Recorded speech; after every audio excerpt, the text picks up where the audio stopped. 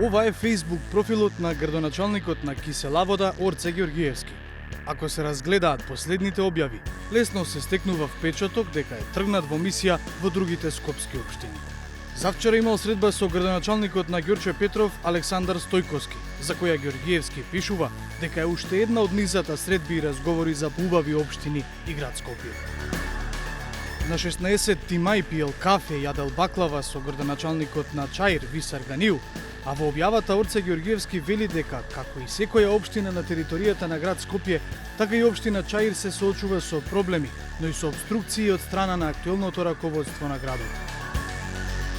2 дена пред средбата со Ганиу, на 14 мај, Ѓорѓиевски имал средба со градоначалникот на Бутел Дарко Костовски.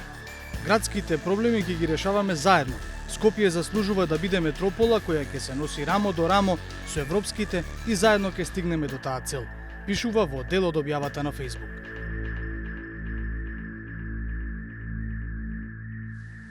Не можам да ја изразам мојата радост, не можам да изразам мојата почит, не можам да изразам зборови за колку ми значи тоа што сите вие скопјани ја поддржавте мојата визија, ги поддржавте проектите кои што ги истакна во оваа кампања.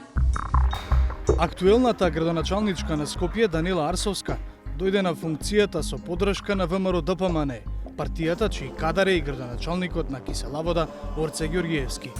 Но Арсовска и ВМРО ДПМН набрзо раскина, а со тоа се појавија проблеми во соработката меѓу градоначалниците на ВМРО ДПМН во скопските општини со градот Скопје, како познатата битка за знакот Киселавода. И денес Ѓорѓиевски тврди дека соработка нема.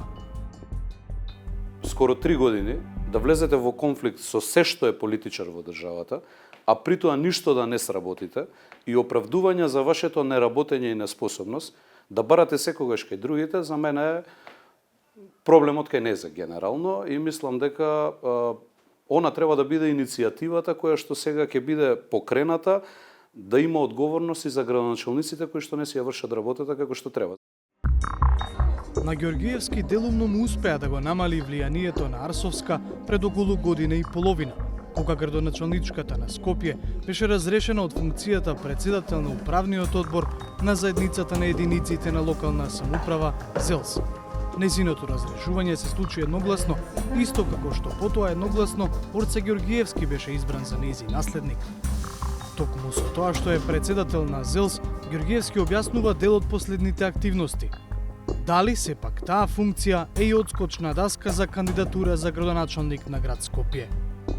Вие гледате така на работите, јас гледам малку поразлично. Она што за кое се залагам сега. Знаете дека председателот и премиер на Република Македонија за многу скоро, господинот Мицкоски, најави 250 милиони на годишно ниво поддршка за локалната самоуправа, или тоа е 1 милиарда за 4 години. Она што го правам јас во моментов е посета и координација со моите колеги за тие средства да бидат дистрибуирани до последната општина низ Македонија, а ќе се залагам и најмалата општина да добие соодветно средства према бројот на жители за да може да реализира капитални проекти. Со речник на политичар, Ѓорѓиевски го обмислуваше одговорот за тоа дали е точна и јавната перцепција и шпекулациите, дека може да биде избор на неговата партија за кандидат за прв човек на град Скопје на локалните избори в година.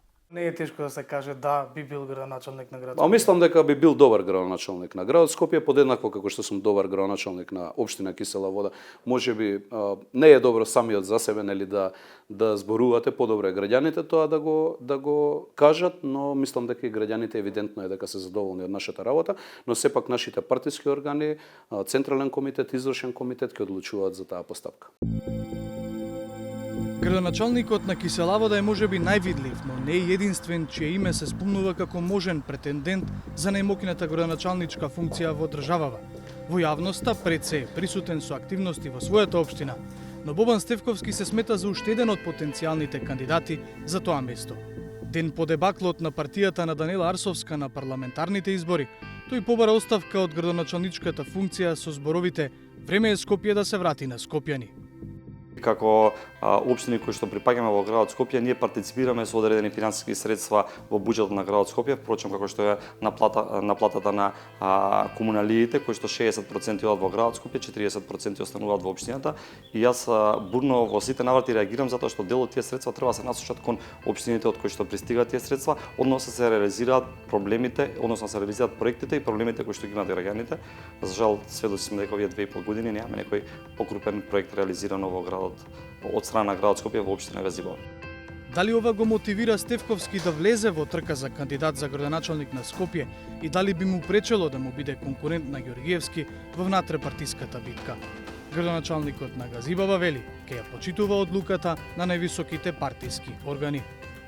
Се уште е рано да се каже дали јас би се кандидирал за градоначалник на град Скопје, сепак за тоа ќе одлучи раководните тела во партијата.